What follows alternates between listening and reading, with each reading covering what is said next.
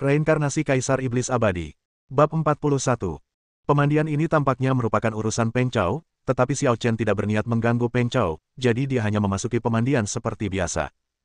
Xiao Chen berjalan ke meja depan, dan resepsionis bertanya dengan sopan, "Tuan, layanan apa yang Anda butuhkan?" "Berikan aku kamar pribadi dengan bak mandi." "Oke. Apakah ada batas waktu di kamar mandimu?" tanya Xiao Chen. Resepsionis tersenyum sopan dan berkata, "Pusat pemandian kami buka 24 jam sehari, tanpa batas waktu. Anda dapat tinggal selama yang Anda inginkan." "Baiklah, kurasa aku akan tinggal sampai besok malam. Aku tidak mau ada yang menggangguku selama jam ini, dan jangan biarkan siapapun menggangguku." Xiao Chen mengingatkannya dengan serius, dia tidak ingin terjadi kesalahan saat berlatih mandi obat. "Dengan baik." Resepsionis itu tampak tercengang. "Meskipun mereka tidak membatasi waktu, dan secara teoritis Anda dapat mengambilnya selama yang Anda inginkan, ini adalah pertama kalinya saya melihat pelanggan seperti Xiao Chen yang mengajukan persyaratan." "Kenapa tidak?" Xiao Chen mengerutkan kening. "Baiklah, kami akan melakukan apa yang kamu katakan." Resepsionis memesan kamar untuk Xiao Chen dengan mentalitas bahwa pelanggan adalah Tuhan. Xiao Chen mengambil kartu itu di tangannya dan menemukan kamar pribadinya di bawah bimbingan pelayan. Ia menuangkan air mendidih ke dalam bak mandi dan menuangkan ramuan itu ke dalamnya. Setelah tercampur rata, Xiao Chen berendam di dalamnya dan mulai berlatih mandi obat. Teknik Qi pemelihara jiwa dan teknik transformasi kekaisaran memungkinkannya meraih keberhasilan tertentu dalam mengendalikan Qi, tetapi ia sedikit tertinggal dalam hal kekuatan fisik. Mandi obat sangat bermanfaat untuk memperkuat tubuh fisik. Jika Anda melakukannya beberapa kali lagi, Anda pasti akan mampu mengimbangi latihan Anda sendiri. Awalnya suhu air hanya sekitar 40 atau 50 derajat. Namun, setelah Xiao Chen berlatih beberapa saat, air mulai bergolak dan mengeluarkan banyak uap panas, mencapai setidaknya 80 atau 90 derajat. Orang biasa tidak tahan dengan suhu seperti itu, tetapi Xiao Chen nampaknya acuh tak acuh. Selain itu, setiap 3 jam sekali, seember air akan berubah menjadi hitam. Jadi setiap 3 jam, Xiao Chen harus mengganti air lagi. Berulang-ulang. Baru pada malam berikutnya Xiao Chen keluar dari kamar pribadi. Mandi obat cukup efektif, tetapi lingkungan di sini terlalu buruk. Bagaimanapun, ini bukanlah solusi jangka panjang. Xiao Chen berpikir untuk membeli bak mandi untuk rumahnya, atau bahkan membeli villa pribadi sehingga ia akan memiliki ruang sendiri yang mandiri dan dapat melakukan segala sesuatunya dengan nyaman. Setelah membayar tagihan, Xiao Chen meninggalkan pemandian dan bersiap untuk pulang. Akan tetapi, segera setelah dia keluar pintu, dia bertemu dengan dua pria berpakaian hitam yang menghalangi jalannya. "Ikutlah dengan kami." Pria berpakaian hitam itu berbicara dengan nada yang tidak diragukan lagi, lalu salah satu dari mereka meletakkan pisau baja dengan cahaya dingin di leher Xiao Chen. Xiao Chen tampak tenang dan tidak mengatakan apapun, membiarkan kedua pria itu menyandera dia dan segera berjalan menuju gang terpencil. Setelah melewati beberapa belokan, kami tiba di jalan buntu. Masih ada 3 orang yang menunggu di sini. Satu-satunya yang tidak mengenakan topeng mungkin adalah pemimpinnya. Dia memiliki pedang samurai di pinggangnya dan sebenarnya adalah orang Jepang. Pria Jepang itu bertanya, "Apakah dia Xiao Chen?" "Ya," jawab pria berpakaian hitam yang menyandera Xiao Chen. Pria Jepang itu melangkah maju beberapa langkah, menatap Xiao Chen, dan bertanya dengan rasa ingin tahu, "Mengapa aku merasa kamu tidak takut?" Kalau seorang siswa SMA biasa mengalami kejadian penyanderaan dengan pisau seperti itu, mungkin dia akan ketakutan setengah mati dan menangis memanggil orang tuanya. Namun Xiao Chen tidak melakukannya. Ketakutan, itu adalah sesuatu yang telah hilang tak terhitung tahun yang lalu. Nada bicara Xiao Chen cukup melankolis, seolah-olah dia sedang mengenang masa lalu. "Heh, apakah kalian semua orang Tionghoa seperti kalian, berbicara dengan cara yang begitu menarik?" "Mungkin." Xiao Chen meliriknya dan tiba-tiba berkata, "Bolehkah aku bertanya?" Pria Jepang itu tertegun sejenak, lalu terkekeh dan berkata, "Tentu saja bisa, tetapi saya mungkin tidak menjawabnya." "Itu tergantung pada apa yang Anda tanyakan. Saya hanya ingin bertanya, mengapa Anda menangkap saya? Apakah kita berseteru?" Orang Jepang berpikir sejenak dan berkata, "Sudah menjadi kodrat manusia untuk ingin menjadi hantu yang jernih sebelum meninggal. Namun, ini rahasia dan saya tidak dapat memberitahukannya kepada Anda. Kau tidak bisa memberitahuku apapun yang terjadi." Xiao Chen bertanya lagi untuk memastikan. "Saya hanya bisa mengatakan bahwa kami adalah pembunuh. Pembunuh memiliki aturannya sendiri. Kami tidak akan pernah menyebutkan apapun yang tidak dapat diungkapkan." "Pembunuh." Xiao Chen tiba-tiba mencibir. Orang Jepang itu mengerutkan kening, "Apa yang kamu tertawakan? Jika kamu seorang pembunuh, kamu seharusnya membunuh dengan cepat dan efisien daripada mengobrol lama-lama denganku. Apakah kamu sangat ingin mati?" "Tidak, aku hanya mengatakan bahwa kau tidak kompeten," kata Xiao Chen. "Lagi pula, kau tidak bisa membunuhku. Apa katamu? Pria Jepang itu tertegun sejenak, lalu tertawa terbahak-bahak. Apakah ini selera humor orang Cina Anda? Harus saya akui, ini sangat lucu. Xiao Chen mengangkat alisnya, ingat suasana hatimu saat ini, mungkin di detik berikutnya, kamu akan berada dalam situasi yang sama sekali berbeda. Haha, 1 detik telah berlalu. Aku menantikannya. Orang Jepang pun tertawa makin bahagia. Ya, begitu dia selesai berbicara, dia terkejut melihat Xiao Chen bergegas keluar seperti hantu. Cepat, luar biasa cepat. Kilatan angin dan kilatan pedang. Swoosh. 2 pembunuh berpakaian hitam di belakang pria Jepang itu adalah yang pertama terkena. Mereka tersapu oleh bayangan Xiao Chen, dan bekas pedang muncul di leher mereka. Mereka terbunuh seketika. Ini belum berakhir. Xiao Chen berbalik bersama Huricane dan kembali kedua pembunuh berpakaian hitam yang sebelumnya menyandera dia. Para pembunuh berpakaian hitam itu tampaknya masih tidak responsif, tetapi naluri membunuh mereka membuat mereka mengangkat pisau mereka. Namun sia-sia. Bang! Pisau tajam itu terkena kekuatan yang tidak diketahui dan patah menjadi 2 bagian dalam sekejap. Swiss! Kilatan cahaya pedang menyambar, dan bekas pedang yang sama tercetak di leher kedua pria itu. Pada saat ini, senyum pria Jepang itu membeku di wajahnya, dan pupil matanya menyusut tajam, seolah-olah dia telah melihat pemandangan yang paling mengerikan dalam hidupnya. Kecepatan yang tak terduga dan cahaya pedang yang menyilaukan mengingatkannya pada legenda kuno Jepang. Santo pedang. Tepat setelah meneriakkan 4 kata, pria Jepang itu merasakan sebuah tangan besar menutupi wajahnya. Dengan tekanan yang kuat, tubuhnya terlempar keluar tanpa sadar. Ledakan. Tubuh tinggi itu menghantam tembok, menyebabkannya ambruk. Tubuh itu tampaknya tertanam di tembok, tidak dapat dipindahkan bahkan dengan dorongan. Kau punya 1 kesempatan lagi. Xiao Chen menekan kepala pria Jepang itu dengan 1 tangan dan bertanya dengan dingin, siapa yang menyuruhmu melakukan ini? Tidak ada yang perlu kukatakan padamu. Pria Jepang itu berusaha keras untuk mengeluarkan 4 kata dari sela-sela giginya. Meskipun dia ketakutan dan terkejut, dia tetap tidak berniat membocorkan rahasia itu. Lebih baik kau mati daripada menceritakannya. Kau memang punya tanggung jawab sebagai pembunuh, yang merupakan satu-satunya kentunganmu. Tapi ini berarti kau tidak lagi berharga, jadi. Begitu dia selesai berbicara, Xiao Chen memutar pergelangan tangannya. Klik, leher pria Jepang itu patah dan dia meninggal di tempat. Siapa yang bisa mengirimnya? Xiao Chen berjalan kembali sambil merasa curiga. Orang pertama yang terlintas di benaknya adalah Miao Qingfeng, tetapi dia segera menolaknya. Kekuatan orang Jepang tidak buruk, tetapi mereka juga tidak sekuat itu. Paling-paling, mereka setara dengan Fang He, dan 4 lainnya baru saja mencapai tingkat kekuatan internal. Miao Qingfeng pernah melihatnya membunuh Xiantian setengah langkah dengan 1 gerakan, jadi bagaimana mungkin dia begitu bodoh sampai membiarkan bajingan-bajingan ini membunuhnya. Lupakan saja, tidak ada gunanya menebak-nebak seperti ini. Xiao Chen menggelengkan kepalanya dan mengabaikan masalah itu untuk saat ini.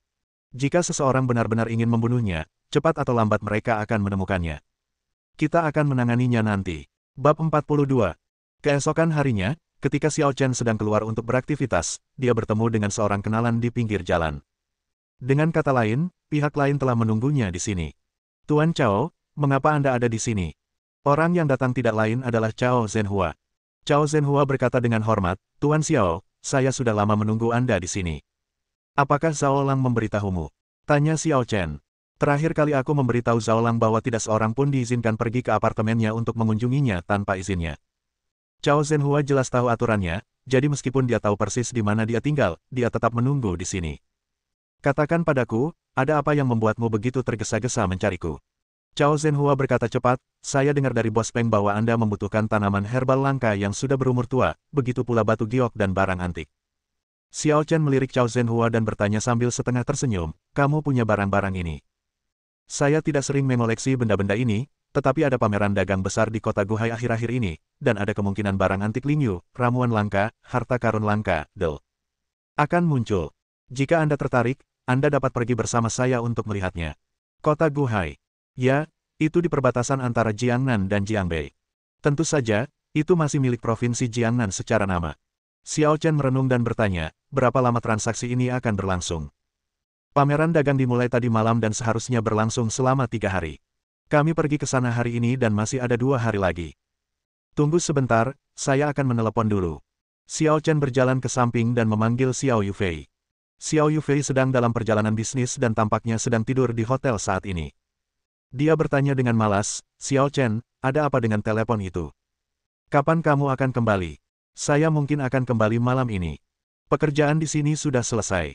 Baiklah, aku akan pergi selama 2 atau 3 hari. Kamu mau pergi kemana? Kota Guhai. Mengapa kamu pergi ke kota Guhai? Xiao Yufei terkejut. Sesuatu telah terjadi. Xiao Chen menjawab dengan 2 kata. Xiao Yufei memutar matanya dan berkata tanpa daya, kalau begitu, jaga dirimu baik-baik dan bawa ponselmu. Aku mungkin akan meneleponmu kapan saja. Baiklah, tutup teleponnya.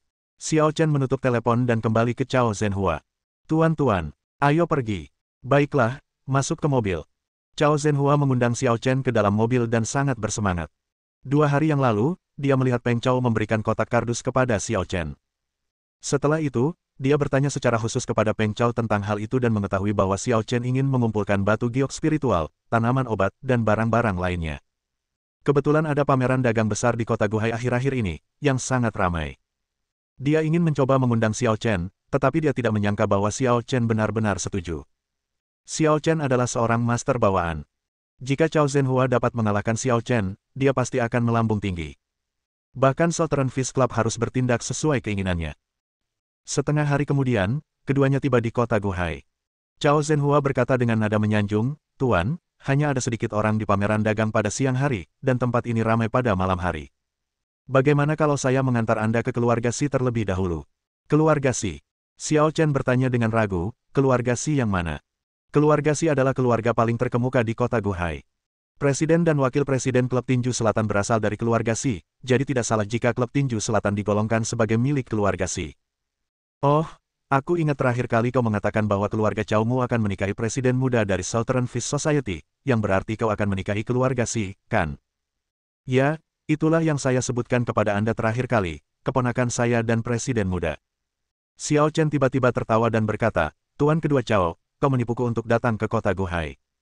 Tujuanmu yang sebenarnya bukanlah pameran dagang, kan?" Mendengar ini, Chao Zhenhua berkata dengan panik, "Tuan, harap berhati-hati. Saya tidak bermaksud menipu Anda." "Oke, bercanda. Terlepas dari motif egoismu atau tidak, aku memang sangat tertarik dengan pameran dagang ini." Xiao Chen berpikir sejenak dan bertanya lagi, "Kamu ingin aku menghadiri pernikahan keponakanmu?" Chao Zhenhua berkata dengan canggung, "Saya ingin mengundang Anda menjadi pembawa acara." Keluarga Chao awalnya ingin meningkatkan pengaruh mereka melalui aliansi dengan keluarga Si. Jika mereka dapat mengundang seorang ahli dengan kemampuan bawaan untuk memimpin upacara pernikahan, niscaya akan lebih agung, dan bahkan terkenal di kedua kota Lanning dan Guhai. Tidak perlu menjadi pendeta di pernikahan ini, aku tidak tertarik. Tapi karena aku di sini, tidak ada salahnya untuk ikut bersenang-senang. Chao Zhenhua sangat gembira saat mendengar ini, "Terima kasih banyak atas kehadiran Anda, Tuan." "Kapan pernikahannya?" 2 hari kemudian, tibalah hari berakhirnya pameran dagang. Waktunya hanya kebetulan. Xiao Chen tersenyum. Harus dikatakan bahwa Chao Zhenhua sangat cerdas. Jika dia secara langsung mengundang Xiao Chen ke pesta pernikahan, Xiao Chen pasti akan menolaknya karena kepribadiannya. Tapi sekarang saya sudah berada di kota Guhai, jadi masuk akal untuk pergi dan ikut bersenang-senang. Aku akan pergi ke rumah keluarga Si setelah pameran dagang selesai. Ayo kita cari hotel untuk menginap sekarang. Xiao Chen tahu bahwa jika dia pergi ke keluarga Si sekarang, kemungkinan akan ada banyak orang yang menyanjungnya, yang hanya akan menimbulkan masalah baginya. "Baiklah, aku akan mengikuti instruksimu." Setelah menerima jawaban positif dari Xiao Chen, Chao Zhenhua sudah merasa puas. Dia memikirkan tentang pernikahan 2 hari lagi, saat dia akan mengundang si jenius muda Xiao Chen ke kursi VIP, dan tatapan iri dan sanjungan dari keluarga besar, dan dia merasa sedikit gembira. Dia ingin mengundang orang-orang seperti Peng Chao, Zhao Biao, dan Miao Qingfeng karena mereka tahu identitas Xiao Chen dan juga dapat membantu menciptakan momentum. Chao Zhenhua secara pribadi melayani Xiao Chen dan mengatur segala keperluannya seperti makanan, pakaian, tempat tinggal, dan transportasi. Namun, saat malam menjelang, Chao Zhenhua menerima telepon dan tampak sedikit cemas. "Tuan, ada sesuatu yang terjadi pada keponakan saya. Saya harus kembali, Anda tahu." Xiao Chen berkata, "Kamu kembali saja, aku akan menghadiri pameran dagang sendirian, dan ketika pameran dagang selesai, aku akan pergi ke pesta pernikahan sendirian." "Terima kasih, Tuan, atas pengertian Anda." Setelah berkata demikian, Chao Zhenhua menyerahkan beberapa barang kepada Xiao Chen, lalu bergegas pergi. Xiao Chen beristirahat di hotel sebentar, dan baru berangkat ke pameran dagang saat malam tiba. Padahal, pameran itu tidak besar, paling-paling hanya sedang-sedang saja, tetapi juga sangat meriah, orang-orang memadati hampir di mana-mana, dari alun-alun selatan sampai alun-alun utara. Xiao Chen berjalan mondar-mandir di antara kerumunan, sesekali melihat ke kios-kios pinggir jalan, namun sulit menemukan sesuatu yang menarik perhatiannya. Saudaraku, kemarilah dan lihatlah pedangku yang tiada taraf. Pedang itu tidak dapat dihancurkan dan dapat memotong besi seperti lumpur. Seorang pria menarik Xiao Chen untuk menjual sesuatu. Xiao Chen ragu, benarkah? Tentu saja benar. Kalau kamu tidak percaya, kamu bisa mencobanya. Baiklah, kalau begitu cobalah cabut pedangmu dan tebas aku dengan pedangmu itu. Xiao Chen menunjuk dadanya dengan serius, potong dari sini. Lelaki itu tertegun cukup lama, lalu tiba-tiba raut wajahnya berubah dingin. Enyahlah kau orang gila, kau mengganggu urusanku. Mendengar ini, Xiao Chen melepaskan aliran energi yang hampir tak terlihat dari jari-jarinya. Bas! Pedang di tangan pria itu tiba-tiba bergetar, tetapi karena pedang itu memiliki sarung, tidak ada kelainan lain yang terlihat. Apa yang sedang terjadi? Pria itu terkejut dan memegang pedang erat-erat di tangannya. Dia jelas tidak bisa mengatakan bahwa Xiao Chen lah yang membuat masalah. Pedangmu ini tidak lebih berharga dari 100. Ambillah. Xiao Chen melemparkan 100 yuan ke kios itu, lalu berbalik dan pergi. Pria itu tertegun cukup lama lagi. Ia merasa pikirannya tidak dapat mengikuti perilaku melompat Xiao Chen sama sekali. Dia memiliki sedikit gambaran tentang kualitas pedang itu. Meskipun harganya pasti lebih dari 100 yuan, namun sebenarnya tidak terlalu berharga. Namun Xiao Chen melempar 100 dolar dan tidak menginginkan pedangnya. Apa maksudnya? Hehe, sepertinya aku bertemu orang bodoh yang hanya melempar uang. Pria itu tersenyum senang. Akan sia-sia jika dia tidak mengambil 100 yuan. Dia akhirnya mendapatkan sesuatu malam ini. Pada saat ini, dua pemuda datang untuk bertanya. Bos, apakah Anda menjual pedang ini? Jual, tentu saja. Pemuda itu bertanya, apakah pedang ini bagus? Tarik keluar agar kami dapat melihatnya. Tidak masalah. Pria itu setuju dan menghunus pedang kuno. Akan tetapi, pada saat berikutnya, dia tercengang ketika melihat pedang yang setengah patah tertinggal setelah dia mencabutnya. Sialan, kau mencoba menipu kami dengan pedang patah, apa kau mau berkelahi? Kedua pemuda itu pergi dengan marah. Ini. Apa yang terjadi? Bagaimana pedang itu bisa patah? Pria itu tampak bingung dan tidak tahu apa yang sedang terjadi. Bab 43. Xiao Chen mematahkan pedangnya hanya karena iseng.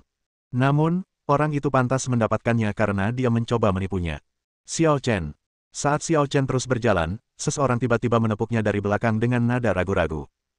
Xiao Chen menoleh dan melihat seorang gadis yang cantik dan manis. Ia mencari-cari dalam benaknya untuk beberapa saat dan menyadari bahwa ia tidak mengingatnya sama sekali. Apakah kita saling kenal? Gadis cantik itu tampaknya benar-benar mengenal Xiao Chen, dan berkata dengan heran, itu benar-benar kamu, sungguh kebetulan kita bertemu di sini.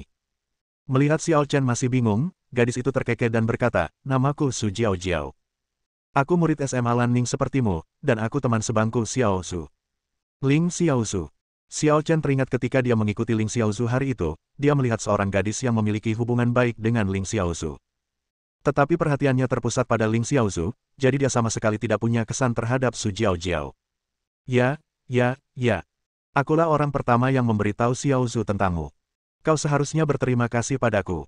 Bertemu dengan Xiao Chen di kota Guhai benar-benar merupakan hal yang tak terduga bagi Su Jiao Jiao, dan dia juga merasa sangat gembira. Bagaimanapun, Xiao Chen sekarang adalah tokoh terkemuka di sekolah menengah atas Lanning, dan dia terjerat dengan sahabatnya Ling Xiaozu. Selalu terasa seperti mereka memiliki hubungan yang dalam. Oh, kamu sumber semua gosip itu. Xiao Chen tidak bisa berkata apa-apa lagi. Su Jiao Jiao cemberut dan berkata dengan tidak senang, apa? Kamu tidak mengejar Xiaozu. Dia membantumu, dan kamu masih menyalahkannya. Ini bukan seperti yang kau pikirkan. Tidak ada apa-apa antara aku dan dia. Kamu bohong. Kamu bisa menggambar-gambar itu. Kamu pasti sudah lama jatuh cinta pada Xiaozu. Xiao Chen tidak berdaya, tampaknya tidak mampu menjelaskan dirinya sendiri. Namun dia tidak peduli dengan pendapat orang lain, jadi dia tidak repot-repot menjelaskan dan bertanya lagi, saya dengar Ling Xiaozu akan putus sekolah, benarkah? Terakhir kali dia bilang itu tidak ada hubungannya dengan Xiaozu, tapi sekarang dia bertanya tentang kabar Xiaozu. Dia benar-benar tidak bersungguh-sungguh dengan ucapannya. Su Jiao Jiao menatapnya dengan pandangan menghina tetapi tetap menjawab pertanyaannya. Xiaozu memang berencana untuk berhenti sekolah, tetapi itu tidak ada hubungannya denganmu. Itu karena alasan keluarganya. Xiao Chen mengerti setelah mendengar ini. Keluarga Ling Xiaozu bukanlah keluarga biasa. Ketika Hunyuan Hen Wang Hao mencoba membunuhnya tetapi gagal, keluarganya pasti sudah tahu berita itu dan akan mengambil tindakan, jadi dia putus sekolah. Jiao Jiao, mengapa kamu tiba-tiba berlari begitu cepat? Pada saat ini, dua pria dan seorang wanita datang. Gadis yang usianya hampir sama dengan Su Jiao Jiao dan jelas memiliki aura yang lembut itu mengeluh, melirik Xiao Chen, dan tersenyum penuh arti. Oh, Ada apa denganmu? Apa kamu mengejar pria tampan? Su Jiao tersipu, mencubit pinggang gadis itu dan berkata, dasar Wen sialan, apa yang kau bicarakan? Pada saat ini, pemuda jangkung berkemeja putih di belakang kedua gadis itu tampak sangat muram, dan menatap Xiao Chen dengan sedikit permusuhan. Seorang pemuda lain yang mengenakan hoodie berbisik, Junpeng, jangan terburu-buru, mari kita tunggu dan lihat. Jiao, tolong perkenalkan pria tampan ini kepada kami. Dia pasti bukan pacarmu, kan? Gadis bernama Wen itu masih bercanda. Su Jiao berkata dengan tidak senang, jangan menebak-nebak. Dia hanya teman sekelasku. Ini pertama kalinya kami bertemu secara resmi. Pemuda jangkung dan pemuda berkerudung itu merasa lega setelah mendengar ini. Tetapi Pei Wen berkata dengan berlebihan, tidak mungkin, kamu mengejarnya saat pertama kali bertemu, mungkinkah kamu menyukainya? Pergi sana, Xiao Chen suka Xiao Zhu, yang sudah kuceritakan padamu. Dia salah satu dari dua gadis tercantik di SMA Lan Ning dan teman sebangkuku. Benarkah begitu? Pei Wen mengarahkan jarinya ke dagunya yang halus dan menatap Xiao Chen. Su Jiao memperkenalkan Xiao Chen lagi, Xiao Chen, ini temanku Pei Wen, dan juga pacar sepupuku. Sepupu, ini dia. Su Jiao menunjuk ke arah pemuda yang mengenakan kaos. Halo, namaku Chen King. Pemuda bertudung itu mengulurkan tangannya dengan sopan, ingin berjabat tangan dengan Xiao Chen sebagai tanda persahabatan. Namun, Xiao Chen meliriknya, tidak berniat mengulurkan tangannya, dan berbalik dan pergi. Chen King membeku di tempatnya. Diabaikan seperti ini tidak diragukan lagi merupakan hal yang paling memalukan, terutama di depan wanita yang dicintainya. Jiao, apakah teman sekelasmu sangat sombong? Sekilas rasa tidak senang tampak di wajah cantik Pei Wen. Bagaimanapun, Chen King sekarang hanya pacarnya secara nama saja. Dia merasa malu karena pacarnya telah dipermalukan seperti ini. Ya, sebenarnya, aku tidak begitu mengenal Xiao Chen, jadi aku tidak tahu seperti apa kepribadiannya. Su Jiao meminta maaf, sepupu, aku minta maaf. Chen King tersenyum dan berkata, tidak apa-apa, kita tidak berada di pihak yang sama dengannya. Benar. Pemuda jangkung itu akhirnya menemukan kesempatan untuk menyela dan berkata kepada Su Jiao, karena kamu tidak mengenalnya, biarkan saja dia dan abaikan dia. Oh. Su Jiao setuju, tetapi dalam hatinya dia benar-benar ingin menyusul Xiao Chen. Ketika dia berbicara dengan Xiao Chen sendirian sebelumnya, dia merasa bahwa Xiao Chen mudah bergaul. Mungkin karena terlalu banyak orang sehingga Xiao Chen tidak bisa beradaptasi. Pei Wen, Su Jiao, Chen King dan pemuda jangkung terus mengunjungi pameran perdagangan. Akan tetapi daripada mengatakan mereka datang ke sini untuk membeli sesuatu, akan lebih tepat jika dikatakan mereka datang ke sini untuk ikut bersenang-senang dan untuk lebih mendekatkan diri satu sama lain. Pei Wen dan Chen King hanya sebatas pacar dalam nama, dan perasaan mereka yang sebenarnya tidak mendalam. Su Jiao bertindak sebagai perantara untuk mempertemukan mereka. Adapun pemuda jangkung itu, namanya Zhang Junpeng, dia adalah teman baik Chen King. Dengan bantuan Chen King, dia mengejar Su Jiao. Meskipun keluarga Zhang tidak sebaik keluarga Si dan keluarga Pei di kota Guhai, mereka juga terkenal. Chen King tentu saja berharap sepupunya bisa bersama Zhang Junpeng. Kedua pria dan dua wanita itu berjalan-jalan seperti ini, mengobrol dan tertawa selama setengah hari. Pameran dagang itu ramai, tetapi ternyata hanya terbatas pada area ini saja, jadi mereka segera bertemu Xiao Chen lagi. Setelah berkeliling selama setengah hari, Xiao Chen akhirnya menemukan sebuah kios yang menjual tanaman obat, ginseng liar, Ganoderma lucidum, dan lain-lain. Di antara semua itu, ada banyak bahan obat yang langka, dan semuanya sudah sangat tua, yang sungguh mengejutkannya. Saya memilih 7 atau 8 ramuan obat langka dan meletakkannya di depan bos. Bos, bungkus semua ini untukku. Baiklah, tunggu sebentar. Bosnya pasti sangat senang. Setelah mendirikan kiosnya begitu lama hari ini, Xiao Chen adalah pelanggan yang paling dermawan. Kakak, aku ambil kembaliannya ya, totalnya 46.000 yuan. Bos menghitung harga sambil berkemas. Tunggu, aku mau benda-benda ini. Terdengar suara kasar. Xiao Chen berbalik dan melihat Pei Wen melangkah ke arah kandang, menatap Xiao Chen dengan tatapan provokatif. Wen, apa yang sedang kamu lakukan? Su Jiao mengikutinya, tampak cemas. Tidak apa-apa, aku hanya ingin membeli beberapa barang. Tidak apa-apa. Tetapi benda-benda inilah yang ingin dibeli Xiao Chen. Su Jiao tahu bahwa Pei Wen sedang marah pada Xiao Chen. Dia mengira Xiao Chen baru saja meremehkan Chen King dan sekarang membela Chen King serta sengaja mempersulit Xiao Chen. Pei Wen mendengus, siapa bilang aku tidak bisa membeli apa yang dia beli? Xiao Chen melirik Pei Wen, bertanya-tanya bagaimana wanita ini bisa sama dengan Li Bin saat itu. Chen King merasa sangat senang saat ini. Ini adalah pertama kalinya Pei Wen membelanya. Mungkin dia harus berterima kasih kepada Xiao Chen. Pemilik kios adalah orang yang jujur, dan dia sedang dalam dilema saat ini. Dia menasihati Pei Wenwen. Gadis, orang ini datang lebih dulu. Kurasa kau harus memilih yang lain untuk dirimu sendiri. Tidak, saya mau ini, gesek kartunya. Pei Wenwen mengatakan ini dengan tidak masuk akal, lalu mengeluarkan kartu emas yang disulam dengan naga hitam dan menyerahkannya kepada bos. Sang bos langsung ketakutan saat melihatnya, kartu emas naga hitam. Pei Wenwen berkata dengan bangga, bagaimana, kamu akan menjualnya padanya atau padaku? Jual saja padamu, jual saja padamu. Kata bos itu tanpa ragu. Tunggu. Xiao Chen menyela dan menatap bosnya, bukankah kamu baru saja mengatakan siapa cepat dia dapat? Anak muda, apakah kamu dari tempat lain? Tanya sang bos. Ini pertama kalinya aku ke kota Guhai. Xiao Chen menjawab dengan jujur, lalu menunjuk ke kartu emas naga hitam dan bertanya, apakah kartu ini langka? Dasar orang desa. Zhang Junpeng berkata dengan nada sinis, kartu emas naga hitam umumnya digunakan di kota Guhai, melambangkan identitas dan status tertinggi.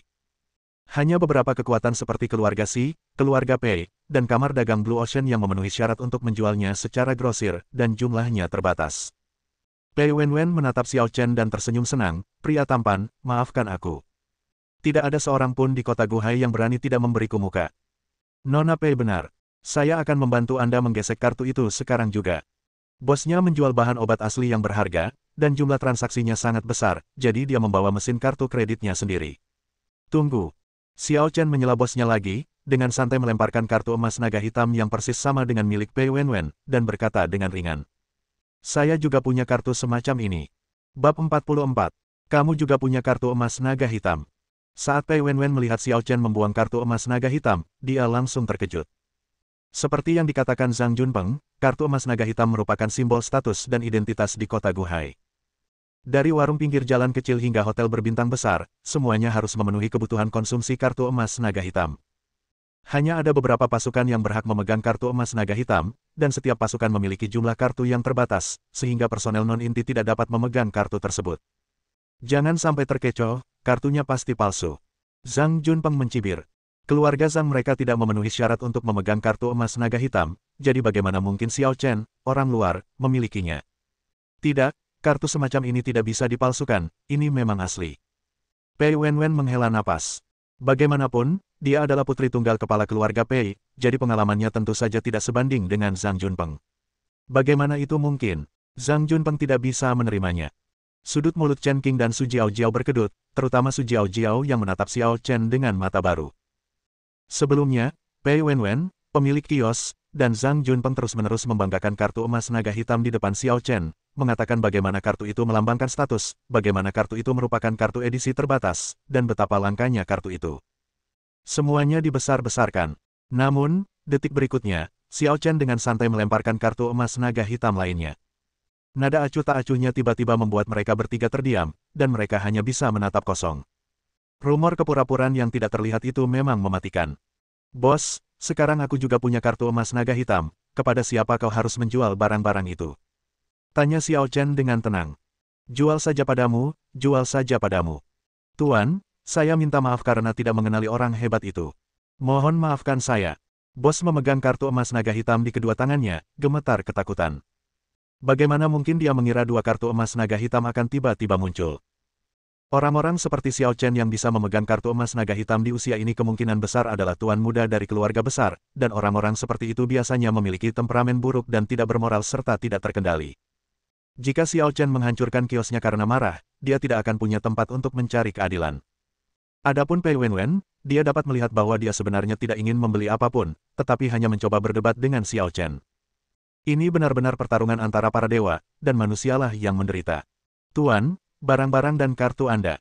Setelah bos menggesek kartu tersebut, dia mengembalikan kantong ramuan dan kartu tersebut kepada Xiao Chen, dan juga mengembalikan kartu emas naga hitam lainnya kepada Pei Wenwen.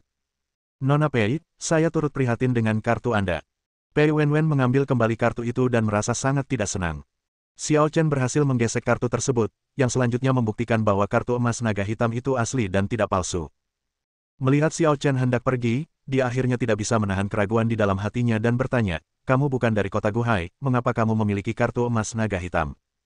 Anda tidak memenuhi syarat untuk menanyakan pertanyaan ini kepada saya. Xiao Chen enggan menjawab dan pergi tanpa menoleh ke belakang. Kartu emas naga hitam ini tentu saja diberikan kepadanya oleh Cao Zhenhua. Lagi pula, dia tidak membawa banyak uang ke pameran dagang, dan bahkan lebih mustahil baginya untuk meminta uang kepada Xiao Yufei. Chao Zhenhua juga pintar dan mengaturnya dengan baik. Namun, Xiao Chen awalnya tidak tahu bahwa kartu emas naga hitam sangat praktis. Dengan kartu ini di tangannya, dia dapat bepergian dengan bebas di kota Guhai. Penuh kebencian, Pei Wenwen sangat marah. Sebagai putri tertua keluarga Pei, bagaimana mungkin dia dipandang rendah seperti ini? Apakah dia tidak memenuhi syarat untuk menanyakan hal ini? Memangnya dia pikir dia siapa? Wenwen, jangan marah. Jangan ganggu orang desa ini. Chen Qing menghibur. Zhang Junpeng juga berkata, Chen Qing benar. Asal-usul kartu emas naga hitam anak itu tidak diketahui. Mungkin dia mencurinya. Di kota Guhai, siapa yang tidak mengenal keluarga Pei dan putri tertua keluarga Pei? Dia bersikap kasar padamu, Wenwen, yang hanya menunjukkan bahwa dia masih bodoh. Kota Guhai terdiri dari keluarga Si dan keluarga Pei sebagai kekuatan lapis pertama. Status Pei Wenwen setara dengan presiden muda klub tinju selatan. Bahkan jika Xiao Chen benar-benar memegang kartu emas naga hitam, dia tidak bisa lebih baik dari Pei Wenwen. Wenwen, lupakan saja, ayo kembali. Su Jiaojiao juga menasihatinya agar tidak terjadi konflik antara Pei Wenwen dan Xiao Chen. Ekspresi Pei Wenwen sedikit mereda dan dia berkata, ayo kembali. Aku sedang tidak ingin melakukannya lagi. Keluarga Chao. Chao Zhenhua bergegas kembali dari kota Guhai dan mengetuk pintu rumah Chao Yansui. Namun melihat ke meja rias, wanita itu berusia 20-an, dengan rambut panjang seperti air terjun, mengenakan gaun putih sederhana, menunjukkan sikapnya yang berwibawa. Namun saat dia melihat Chao Zhenhua memasuki ruangan, ekspresinya tiba-tiba berubah dingin dan dia mengucapkan dua kata. Keluar. Chao Zhenhua berhenti sejenak dan berkata dengan suara berat, Yansui, apa yang sedang kamu lakukan? 2 hari lagi, hari pertunanganmu dengan Wenwu akan tiba. Aku tidak akan membiarkanmu membuat masalah lagi. Chao Zhenhua, apakah kamu pikir kamu orang tuaku? Kapan giliranmu untuk membuat keputusan tentang pernikahanku? Diamlah, aku pamanmu. Orang tuamu tidak ada di sini, dan sekarang kau harus mendengarkan aku. Maaf, aku sudah dewasa sekarang dan aku bisa membuat keputusan sendiri. Kata Chao Yansui dingin. Ekspresi Chao Zhenhua menjadi semakin tidak menyenangkan, dan dia berteriak pernikahan ini telah diputuskan, dan tidak mungkin untuk menyesalinya. Apakah menurutmu keluarga Si dan Southern Fish Society adalah vegetarian? Kali ini, Chao Yansui tidak membantah, tetapi tetap diam, karena dia tahu bahwa apa yang dikatakan Chao Zhenhua adalah benar. Di permukaan, keluarga Si dan masyarakat Nanquan merupakan kekuatan terkuat di kota Guhai, namun sebenarnya kekuatan mereka jauh lebih besar. Keluarga Chao dan keluarga Si tidak berada pada level yang sama dalam hal bobot. Chao Zhenhua menenangkan diri dan menasihati dengan sungguh-sungguh, Yansui, apapun yang terjadi, demi masa depan keluarga Chao, kamu harus menerimanya. Terlebih lagi, Presiden muda adalah seorang pria yang berbakat dalam bidang sastra dan bela diri, seorang pahlawan muda, naga di antara manusia, itu bukan penghinaan bagimu. Setelah jeda sejenak, ia melanjutkan, dan aku telah mengundang orang penting ke pesta pertunanganmu. Kau pasti akan sangat bangga saat itu. Orang hebat. Chao Yansui tersenyum dingin. Melihat ekspresi Chao Yansui yang tidak percaya, Chao Zhenhua berkata, aku sama sekali tidak berbohong kepadamu. Kamu juga pernah belajar seni bela diri, jadi kamu pasti pernah mendengar tentang Grandmaster Xiantian, kan? Master Xiantian. Chao Yansui menatap Chao Zhenhua dan bertanya dengan ragu, apakah kamu mengenal seorang Master Xiantian? Dan bisakah kamu mengundangnya? Chao Zhenhua berkata dengan bangga, tentu saja, kultivasinya tak terduga. Aku telah melihatnya dengan mata kepalaku sendiri. Dia adalah master bawaan sejati, dan apa? Chao Zhenhua berkata dengan misterius, saya bilang dia lebih muda darimu, tidak lebih dari 18 atau 19 tahun. Apakah kamu percaya? Ini tidak mungkin. Chao Yansui tiba-tiba berdiri dari bangku. 2 hari berlalu dengan cepat, dan saat pameran dagang berangsur-angsur berakhir, keluarga Chao dan keluarga sejarawan mulai mengatur pertunangan. Sebagai tuan muda keluarga Si, presiden muda klub tinju selatan, dan seorang pengantin pria yang bertunangan, Si Wenwu sangat gembira hingga dia tidak bisa tidur dan pergi ke tempat kejadian untuk mengarahkan pekerjaan itu secara langsung. Secara kebetulan, Pei Wenwen membawa Su Jiaojiao ke sini. Apa kabar? Si Wenwu berjalan mendekatinya dan tersenyum. Keluarga Si dan keluarga Pei selalu berhubungan baik. Dia dan Pei Wenwen hampir dapat dianggap sebagai kekasih masa kecil, dan dia memperlakukan Pei Wenwen seperti saudara perempuannya sendiri. Saudara Wu, Anda adalah tuan muda keluarga Si, mengapa Anda terlibat dalam pekerjaan para pelayan ini? Pei Wenwen bercanda. Si Wenwu tertawa dan berkata, aku hanya menghabiskan waktu saat aku bosan. Tapi kamu masih berkeliaran di luar sampai larut malam, apa kamu tidak takut dimarahi Paman Pei? Aku tidak peduli padanya. Kakak Wu dan kakak Yan Sui akan bertunangan besok, jadi tentu saja aku harus menjadi orang pertama yang memberkatimu. Yah, pantas saja aku sangat mencintaimu. Si Wenwu mengusap kepala Pei Wenwen dengan penuh kasih sayang, lalu memperhatikan Su Jiao Jiao dan bertanya. Wenwen, dia. Bab 45. Jiao Jiao adalah teman baikku dan sepupu Chen Qing. Dia akan datang ke kota Guhai untuk liburan hari nasional, jadi aku akan membawanya untuk menghadiri pernikahanmu. Pei Wenwen memperkenalkan. Halo, Tuan Si. Su Jiao Jiao menyapa si Wenwu dengan malu-malu. Faktanya, dia biasanya cukup ramah dan lincah, bahkan sedikit mudah bergaul, tetapi status dan kedudukan si Wenwu berbeda, jadi dia tidak berani bersikap terlalu lancang. Halo. Si Wenwu tersenyum pada Su Jiao Jiao tanpa berpura-pura. Kakak Wu, kamu pasti akan sangat sibuk besok, kan? Tanya Pei Wenwen. Tentu saja. Saya khawatir saya tidak punya waktu untuk menghibur Anda. Pei Wenwen berkata, tidak apa-apa, lagi pula kita sudah sangat akrab satu sama lain. Aku tidak butuh kamu untuk menghiburku. Aku bisa bermain dengan Jiao Jiao, Chen Qing, Zhang Junpeng dan yang lainnya saja. Wenwen benar-benar perhatian. Si Wenwu berkata sambil tersenyum, besok, semua orang di kota Guhai yang memiliki status tertentu akan datang untuk memberi selamat kepada kita, dan juga akan ada orang penting. Orang hebat. Pei Wenwen tampak penasaran. Dengan status seorang sejarawan, orang macam apa yang bisa disebut tokoh besar? Ya, Paman Cao mengundang saya ke sini. Paman Cao memberitahu ayah saya, dan ayah saya memberitahu saya. Saudara Wu, berhentilah menjual gugatan itu dan katakan padaku dengan cepat, siapa orang penting ini? Pei Wenwen berkata dengan genit. Si Wenwu tersenyum misterius dan berkata, seorang guru bawaan. Seorang master bawaan.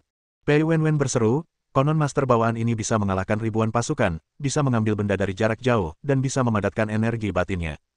Meskipun Pei Wenwen sendiri tidak pernah berlatih seni bela diri, dia selalu mendambakan seni bela diri. Dalam kesannya, si Wenwu adalah seorang jago bela diri yang pernah mengalahkan puluhan penjahat dengan tangan kosong. Inilah sebabnya mengapa dia jatuh cinta pada si Wenwu saat dia masih kecil, tetapi si Wenwu terpikat pada Cao Yansui, jadi dia harus mengurungkan niatnya. Adapun Chen Qing, dia paling-paling hanya seorang pengganti, dan sangat buruk dalam hal itu. Si Wenwu mengangguk dan berkata, Wenwen, aku tidak menyangka bahwa kamu, yang bukan seorang seniman bela diri, tahu begitu banyak tentang Grandmaster Xiantian. Aku mendengar dari seorang tetua di klan bahwa Grandmaster Xiantian memiliki kemampuan untuk menjadi abadi, yang sangat mengerikan. Si Wenwu berkata, Xiantian Grandmaster tentu saja bukan seorang abadi sejati, tetapi analogi ini cukup untuk menyoroti kekuatan Xiantian Grandmaster. Pikiran Pei Wenwen mulai bekerja ketika dia mendengar ini. Tak lama kemudian, dia bertanya dengan ragu, Kakak Wu, bisakah kamu membantuku? Si Wenwu tertawa dalam hati, Wenwen, mengingat hubungan kita, apakah kita masih perlu bersikap hati-hati? Jika kamu memiliki pertanyaan atau permintaan, katakan saja padaku. Bisakah kau bicara pada Paman Cao besok dan meminta dia untuk mengenalkanku pada Grandmaster Xiantian itu? Pei Wenwen sangat akrab dengan si Wenwu, tetapi tidak begitu akrab dengan Cao Zhenhua. Ketika si Wenwu mendengar ini, dia langsung tahu apa yang dipikirkan Pei Wenwen. Tidak heran, siapa yang tidak ingin menjilat seorang guru bawaan? Belum lagi Pei Wenwen, bahkan dia ingin menjadi murid seorang guru bawaan. Wenwen, Master senior di level Grandmaster Xiantian biasanya memiliki temperamen yang aneh. Aku akan menemuinya besok. Kau hanya perlu ikut denganku, tapi aku tidak bisa menjamin hal lain. Ya, terima kasih, Saudara Wu. Pei Wenwen merasa gembira. Tentu saja dia tahu bahwa guru-guru senior seperti itu memiliki temperamen yang aneh, tetapi selama ada kesempatan untuk bertemu dengan mereka, itu akan baik-baik saja. Mungkin dia akan memiliki keberuntungan itu. Gadis-gadis berusia 17 atau 18 tahun selalu suka berfantasi. Dia sedang berfantasi saat itu, bagaimana jika guru bawaan itu menyukainya dan menerimanya sebagai murid terakhirnya. Betapa hebatnya itu. Selama 2 hari, Xiao Chen beristirahat atau berlatih di hotel pada siang hari dan melanjutkan mengunjungi pameran dagang pada malam hari. Pada malam kedua, dia menghabiskan lebih dari 100.000 yuan untuk membeli setumpuk batu giok spiritual dengan kualitas yang dapat diterima, tetapi selain itu dia tidak memperoleh apapun lagi. Saat itu, Xiao Yufei menelepon. Sepertinya dia khawatir dengan Xiao Chen yang berkeliaran sendirian. Dia menutup telepon hanya setelah memastikan bahwa Xiao Chen baik-baik saja. 2 hari kemudian, pameran dagang berakhir dan pesta pertunangan antara keluarga Xi dan Cao akan segera dimulai, jadi Xiao Chen memutuskan untuk pergi. Keluarga Xi adalah keluarga paling bergengsi di kota Guhai. Kali ini tuan muda dari keluarga Xi akan bertunangan. Seluruh kota Guhai telah ramai dengan berita, yang 100 kali lebih ramai daripada pameran dagang. Xiao Chen dengan mudah menemukan lokasi keluarga Xi. Bagaimanapun, ini adalah jamuan makan mewah, dan mustahil untuk membiarkan siapapun masuk begitu saja. Seseorang sedang memeriksa undangan di luar. Tuan, tolong tunjukkan undangan Anda. Ketika tiba giliran Xiao Chen, dia tidak terkecuali dan diminta untuk diperiksa. Xiao Chen berada dalam dilema karena Chao Zhenhua tidak memberinya undangan pernikahan ketika dia pergi. Dia berpikir sejenak, mengeluarkan kartu emas naga hitam, dan bertanya, bisakah saya menggunakan ini sebagai pengganti undangan pernikahan? Staf itu terkejut, lalu segera memasang sikap sangat hormat dan berkata, ya, tentu saja, silakan masuk, Tuan. Wah, berguna sekali. Xiao Chen tersenyum dan memasuki keluarga Xi. Atau Xi Mansion. Rumah keluarga Xi bergaya seperti istana kuno. Ada begitu banyak halaman di depan dan belakang sehingga Anda mungkin akan tersesat jika berjalan sendirian di sini. Tetapi ada banyak orang di sini saat ini, dan semua orang, entah mereka saling kenal atau tidak, saling menyapa dengan sopan. Pesta pertunangan belum dimulai dan Chao Zhenhua belum tiba, jadi Xiao Chen mencari tempat di sudut. Tuan Xiao, Tuan Xiao. Pada saat itu, terdengar suara ragu. Xiao Chen melihat ke arah suara itu dan melihat seorang wanita mengenakan gaun panjang yang anggun berjalan ke arahnya. Jika bukan Miao Qingfeng, lalu siapa lagi? Tuan Xiao, apakah itu benar-benar Anda? Miao Qingfeng jelas terkejut, tetapi pada saat yang sama sedikit takut. Bagaimanapun, Xiao Chen adalah seorang guru bawaan, dan dia tidak memiliki hubungan yang baik dengannya. Paman Sui, yang telah mengikutinya selama bertahun-tahun, dibunuh oleh Xiao Chen. Jangan kaget, aku datang ke sini hanya untuk ikut bersenang-senang. Xiao Chen berkata sambil duduk di meja. Miao Qingfeng berdiri di dekatnya, tampak sedikit ragu-ragu. Dalam situasi ini, dia benar-benar tidak tahu apakah harus duduk atau tidak. Xiao Chen melirik Miao Qingfeng dan berkata dengan tenang, jika kamu tidak menyalahkanku karena membunuh Miao Zhishui, maka duduklah bersama. Terima kasih, Tuan. Miao Qingfeng duduk dengan hati-hati, merasa agak lega. Meskipun Miao Zhishui telah bersamanya selama bertahun-tahun, kematiannya di tangan Xiao Chen adalah kesalahannya sendiri. Terlebih lagi, dia mengkhianatinya di saat-saat terakhir, jadi dia pantas mati. Jika dia terus menyinggung Xiao Chen demi orang seperti itu, Miao Qingfeng mungkin akan menjadi gila. Tuan, apakah Tuan Chao yang mengundang Anda ke sini? Miao Li Feng bertanya. Xiao Chen mengangguk sedikit untuk menunjukkan persetujuannya. Miao Qingfeng mendesah dalam hatinya atas kebaikan Chao Zhenhua. Tuan muda seperti Xiao Chen bukanlah seseorang yang bisa diundang begitu saja. Agaknya, pernikahan antara keluarga Xi dan Chao akan semakin menarik perhatian karena kedatangan Xiao Chen, bukan? Pada saat yang sama, Miao Qingfeng juga tahu tujuan Chao Zhenhua mengundangnya. Peng Chao, Zhao Biao, Liang Weichai dan yang lainnya pasti juga diundang. Karena mereka semua mengetahui identitas Xiao Chen, mereka dapat membangun momentum bagi Xiao Chen bersama-sama dan bagi keluarga Chao pada saat yang sama. Lihat, ini tuan muda yang diundang oleh keluarga Chao-ku. Menjadi pusat perhatian, sungguh mengesankan. Tepat saat keduanya sedang berbicara, sosok menawan datang, duduk di seberang Xiao Chen, mengedipkan mata padanya, dan berkata sambil menyeringai. Xiao Chen, mengapa kamu begitu gigih? Aku bisa melihatmu di mana-mana. Bab 46. Xiao Chen menatap Su Jiao, tahu bahwa dia suka bercanda, dan dia tidak marah. Meskipun Pei Wenwen agak menyebalkan, Xiao Chen memiliki kesan yang baik terhadap Su Jiao yang unik. Apakah kamu datang ke kota Guhai khusus untuk menghadiri pernikahan? Xiao Chen bertanya pada Su Jiao. Bukan begitu. Su Jiao menggelengkan kepalanya dan berkata, saat itu adalah hari libur hari nasional, dan sepupuku mengundangku untuk datang dan bermain. Kemudian, aku mengetahui dari Wenwen bahwa keluarga Chao dan keluarga Xi akan menikah, jadi aku datang ke sini untuk ikut merayakannya. Setelah itu, dia bertanya lagi pada Xiao Chen, bagaimana denganmu? Xiao Chen tersenyum dan berkata, saya sama seperti Anda, saya datang ke sini untuk berbagi kegembiraan. Keluarga Xi memang sangat sibuk hari ini, dan Xi Wenwu begitu sibuknya sehingga dia tidak punya waktu untuk terganggu. Chen Qing dan Pei Wenwen membantu menangani beberapa tamu, dan ketika mereka kemudian menemukan Zhang Junpeng, mereka mendapati bahwa dia berdiri sendirian di tengah kerumunan, dalam keadaan linglung. Zhang Junpeng, mengapa kamu sendirian di sini? Di mana Jiao? Pei Wenwen menghampiri dan bertanya. Chen Qing juga berkata, ya, bukankah aku memintamu untuk mengikutinya? Di sana. Zhang Junpeng menunjuk ke sudut. Ada 3 orang yang duduk di meja persegi di sana, Xiao Chen dan Su Jiao sedang berbicara dan tertawa bersama. Anak itu lagi. Pei Wenwen dan Chen Qing keduanya memiliki wajah muram. Mereka awalnya mengira bahwa mereka tidak kenal Xiao Chen dan mungkin tidak mempunyai kesempatan untuk bertemu dengannya di masa mendatang, jadi beberapa konflik kecil pun terlupakan. Tetapi pertemuan dengan Xiao Chen lagi dan lagi, mau tidak mau membuat mereka berdua merasa tidak nyaman, seperti ada benjolan di sana yang tidak bisa dibersihkan. Jiao Jiao tampaknya sangat suka mengganggu anak laki-laki itu. Menurutmu apa yang harus kulakukan? Zhang Junpeng merasa lebih tidak nyaman daripada Pei Wenwen dan Chen Qing. Bagaimanapun, Pei Wenwen dan Chen Qing membenci Xiao Chen, dan selain tidak senang dengan Xiao Chen, dia juga harus menanggung orang yang dia sukai terus-menerus menempel pada Xiao Chen. Kerusakan kritis ganda. Wenwen, wanita di sebelah Xiao Chen terlihat familiar, apakah kamu mengenalnya? Chen Qing tiba-tiba mengalihkan fokusnya. Pei Wenwen baru menyadarinya saat itu. Setelah terkejut sejenak, dia menunjukkan sedikit rasa jijik, jadi begitu. Aku mengerti. Chen Qing dan Zhang Junpeng saling berpandangan dan bertanya pada saat yang sama, Wenwen, apa yang kamu mengerti? Wanita di sebelah Xiao Chen adalah Miao Qingfeng, dan saudara perempuannya adalah Miao Qingsuang, Presiden Kamar Dagang Blue Ocean. Kamar Dagang Blue Ocean.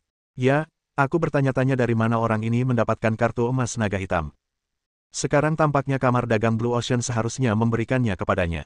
Aku ingin tahu apa hubungannya dengan Kamar Dagang Blue Ocean. Mata Zhang Junpeng berbinar. Pei Wenwen terkekeh dan berkata, jika itu adalah kantor pusat Kamar Dagang Blue Ocean, keluarga Peiku mungkin masih sedikit malu-malu, tetapi apakah itu cabang kota Lanning atau cabang kota Guhai, keluarga Peiku tidak menganggapnya serius. Di kota Guhai, keluarga Si dan keluarga Pei merupakan kekuatan lapis pertama, sedangkan Kamar Dagang Laut Biru berada di lapis kedua, bahkan hampir sama dengan keluarga Zhang dan keluarga Chen. Akan tetapi, karena ada kantor pusat di atas yang melindungi mereka, kebanyakan orang memberikan sejumlah muka kepada Kamar Dagang Blue Ocean dan memungkinkan mereka memenuhi syarat untuk memegang kartu emas naga hitam. Wenwen, apakah kamu ingin melakukan sesuatu? Tanya Chen Qing sambil tersenyum. Pei Wenwen menyingkapkan sehelai rambutnya dengan tangannya dan mendengus bangga, jika aku tidak memberinya pelajaran, dia akan mengira aku, Pei Wenwen, seorang vegetarian. Jadi, apa yang akan kau lakukan? Chen Qing dan Zhang Junpeng tampak penuh harap. Lihat saja, aku akan segera kembali. Pei Wenwen berkata demikian dan meninggalkan si mansion. Sekitar 10 menit kemudian, dia kembali dengan dua pria muda berotot. Seorang murid klub tinju selatan. Chen Qing dan Zhang Junpeng saling memandang dan mengenali identitas kedua pemuda itu. Klub tinju selatan dapat dianggap berafiliasi dengan keluarga Si Jia. Ada 3.000 siswa di klub tersebut, dan masing-masing dari mereka menguasai beberapa teknik tinju. Adapun dua orang yang ditemukan Pei Wenwen, mereka jelas merupakan siswa elit, dan keterampilan tinju dan tendangan mereka sangat mengesankan. Ini akan menjadi pertunjukan yang bagus. Zhang Junpeng dan pria lainnya tertawa. Xiao Chen sedang mengobrol dengan Su Jiao Jiao dan tampak sangat gembira. Tetapi pada saat ini, dua murid dari klub tinju selatan berjalan di belakang Xiao Chen dan menepuk pundaknya. Wah, kamu kelihatan asing. Kamu bukan dari kota Guhai, kan? Bagaimana kamu bisa masuk? Apakah kamu punya undangan? Keduanya mengajukan beberapa pertanyaan dengan nada main-main, dan seolah-olah kata-kata, kami di sini untuk mencari kesalahan, tertulis di wajah mereka. Sebelum Xiao Chen sempat bergerak, Miao Qingfeng sudah marah terlebih dahulu, membanting meja dan berdiri sambil berteriak, beraninya kau. Siapa kamu? Kami sedang menanyainya, apa hubungannya denganmu? Wanita jalang, jangan ikut campur urusan orang lain. Kedua siswa itu sebenarnya mengetahui identitas Miao Qingfeng, tetapi dengan dukungan Pei Wenwen, mereka merasa yakin. Kalian. Miao Qingfeng sangat marah hingga tubuhnya gemetar. Dia berkata dengan marah, bagaimana mungkin klub tinju selatan yang bermartabat menghasilkan sampah seperti kalian? Presiden Miao, Anda sungguh agung. Pei Wenwen, Chen Qing dan Zhang Junpeng berkumpul dan memandang Miao Qingfeng dengan sedikit jijik. Presiden Miao, apakah menurutmu ini kota Lanning? Maaf, ini kota Guhai. Bukan giliranmu untuk mengomentari klub Nankuan. Miao Qingfeng mengerutkan kening dan bertanya, Nona Pei, apa maksud Anda dengan ini? Tidak apa-apa. Kakak Wu dan aku sudah menjalin hubungan baik sejak kami masih muda. Hari ini adalah hari pertunangannya. Aku tentu tidak bisa membiarkan orang tak dikenal datang dan mengacaukan segalanya. Pei Wenwen sedang berbicara dengan Miao Qingfeng, tetapi matanya menatap Xiao Chen secara sengaja atau tidak sengaja. Apakah Anda merujuk saya sebagai orang yang asal-usulnya tidak diketahui? Setelah terdiam cukup lama, Xiao Chen akhirnya bicara dengan nada agak dingin. Pertunangan, bagaimanapun juga, adalah hari bahagia yang menyangkut kebahagiaan seumur hidup pasangan pengantin baru, jadi Xiao Chen tidak ingin menimbulkan masalah. Namun, bagi sebagian orang, semakin Anda menuruti mereka, mereka akan terus-menerus melakukannya. Di mata Xiao Chen, Pei Wenwen adalah orang seperti itu. Kamu masih punya kesadaran diri dan tahu bahwa aku sedang berbicara tentangmu. Pei Wenwen berhenti bersikap halus dan mengarahkan konflik langsung pada Xiao Chen.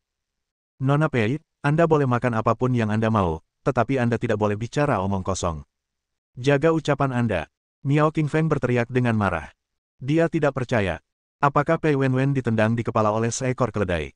Beraninya dia mengejek seorang guru bawaan seperti itu. Wenwen, apa yang kamu lakukan? Su Jiao berlari ke Pei Wenwen dan memohon, Xiao Chen adalah temanku, tolong jangan permalukan dia. Zhang Junpeng tidak dapat menahan diri untuk berkata, Jiao, kamu seharusnya menjaga jarak dari orang seperti ini, bagaimana kamu bisa berbicara mewakilinya? Apa urusanmu? Su Jiao menjawab dengan tidak senang, entah mengapa dia merasa sedikit jengkel dengan Zhang Junpeng. Zhang Junpeng sangat marah ketika mendengar ini. Tentu saja, dia tidak akan menyalahkan Su Jiao, tetapi menyalahkan Xiao Chen atas semua penyebabnya. Jiao, ini kesalahanmu. Pei Wenwen tentu saja berdiri di pihak Zhang Junpeng. Dia menarik Su Jiao ke samping dan berkata, kita berempat bersama, bagaimana mungkin kita membiarkan anak ini mengasingkan kita? Su Jiao hendak mengatakan sesuatu tetapi dihentikan oleh Chen Qing lagi. Jiao, jangan khawatir, Wenwen selalu sangat bijaksana. Tetapi, jangan bilang tapi. Presiden muda itu seperti saudara laki-laki Wenwen. Pada hari pertunangannya, dia, sebagai adik perempuannya, berhak menjaga ketertiban dan mencegah beberapa bajingan menyelinap masuk dan membuat masalah. Chen Qing menarik Su Jiao untuk mencegahnya merusak rencana. Pei Wenwen melirik Miao Qingfeng dan bertanya, Presiden Miao, saya curiga orang di sebelah Anda menyelinap ke perjamuan tanpa diundang dan punya niat jahat, jadi saya ingin menggeledah-nya. Apakah Anda keberatan? Bab 47. Miao Qingfeng sangat cerdas dan bereaksi cepat. Pei Wenwen benar-benar mengira bahwa Xiao Chen berada di pihak yang sama dengannya, dan bahwa pendukung Xiao Chen adalah kamar dagang Blue Ocean. Di kota Guhai, kamar dagang Blue Ocean jauh lebih rendah daripada keluarga Pei, jadi Pei Wenwen tidak menganggap serius Xiao Chen. Tuan Xiao, ini, kamu tidak perlu ikut campur. Xiao Chen melambaikan tangannya untuk menyelam Miao Qingfeng, tatapannya sedikit dingin. Miao Qingfeng mengerti, lalu berdiri dan minggir, seakan-akan ingin menjauh dari masalah ini. Pei Wenwen sedikit terkejut dan bertanya dengan rasa ingin tahu, Presiden Miao, Anda tidak akan berbicara mewakilinya lagi. Miao Qingfeng hanya mencibir, Nona Pei, jika Anda ingin bermain api dan terbakar, tidak ada yang bisa menghentikan Anda. Apakah kamu bercanda? Apakah Xiao Chen akan menderita kerugian? Tidak mungkin. Bagaimanapun, kota Guhai bukanlah wilayahnya. Bahkan jika dia maju untuk membela Xiao Chen, Pei Wenwen tidak akan memberikan mukanya dan hanya bisa terus bertengkar. Dan Xiao Chen selalu suka memecahkan masalah dengan metode langsung, jadi mengapa dia harus ikut campur dalam urusan orang lain? Bermain api dan terbakar. Pei Wenwen sedikit terkejut, dan firasat buruk entah kenapa muncul dalam hatinya. Tetapi keadaan sudah sampai pada titik ini dan sudah terlambat untuk berhenti.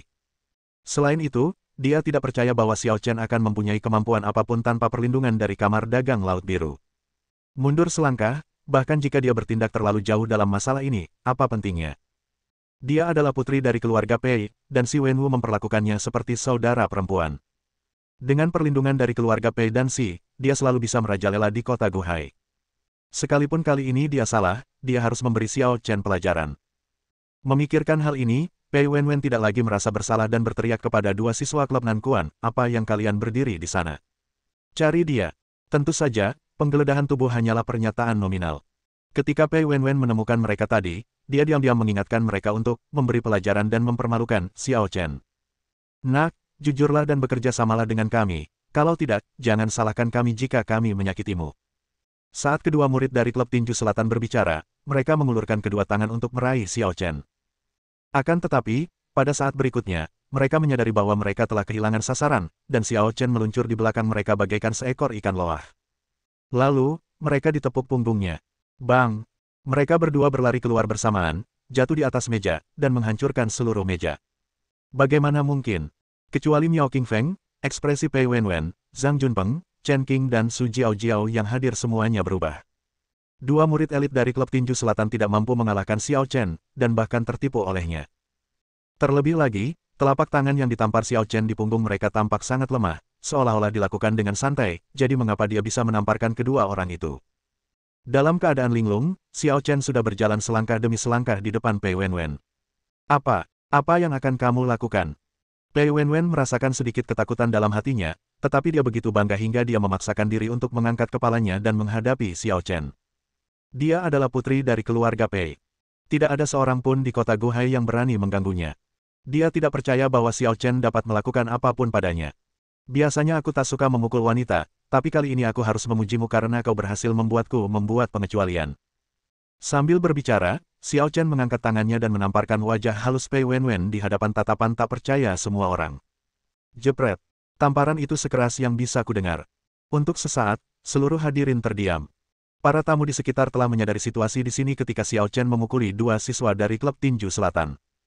Pada saat ini, mereka melihat Xiao Chen memukuli Pei Wenwen lagi, dan mereka semua menunjukkan ekspresi ngeri. Oh tidak, Nona Pei dipukuli. Ini akan menjadi bencana. Apakah anak itu begitu berani sehingga dia berani memukul seseorang di sini, dan yang dia pukul adalah Pei Fei? Keluarga Pei dan keluarga Si berhubungan baik, dan Si Wenwu memperlakukan Pei Fei seperti saudara perempuannya sendiri. Akan aneh jika keluarga Pei dan Si bisa membiarkan anak ini pergi sekarang. Tidak akan ada yang terbunuh, kan? Hari ini adalah pesta pertunangan, jadi saya rasa mereka tidak akan langsung melakukannya. Namun, setelah hari ini, sulit untuk mengatakannya. Oh, mari kita berduka untuknya sejenak. Benar-benar hening sejenak. Menurutku, orang bodoh ini harus dihukum mati. Pei Wenwen merasakan nyeri terbakar di pipinya dan matanya tampak sayu untuk waktu yang lama. Ini adalah pertama kalinya dalam hidupnya dia ditampar di wajahnya, dan di hadapan banyak orang. Air mata penghinaan membuatnya kehilangan akal dan dia bergegas menuju Xiao Chen seperti orang gila. Bajingan, aku akan membunuhmu. Kau benar-benar keras kepala. Xiao Chen mendengus dingin dan menamparnya lagi dengan punggung tangannya. Baru saja Xiao Chen masih menunjukkan belas kasihan kepada Pei Wenwen dan hanya menamparnya pelan tanpa banyak kekerasan. Namun kali ini, bang! Pei Wenwen tidak hanya memiliki tanda merah di wajahnya, tetapi tubuhnya yang halus terlempar keluar dan menghantam Chen Qing, Su Jiaojiao, dan Zhang Junpeng yang ada di belakangnya. Kali ini, terjadi keributan di tempat kejadian dan kerumunan pun bubar. Beberapa orang mulai memanggil orang-orang dari keluarga Pei dan keluarga Si, serta anggota klub Nankuan yang ada di sana untuk menjaga ketertiban. Su Jiaojiao segera berlari ke arah Xiao Chen dan dengan cemas menasihati, Xiao Chen, kamu dalam masalah besar, larilah. Xiao Chen tersenyum padanya dan bertanya, mengapa kamu berlari? Kau tidak mengerti.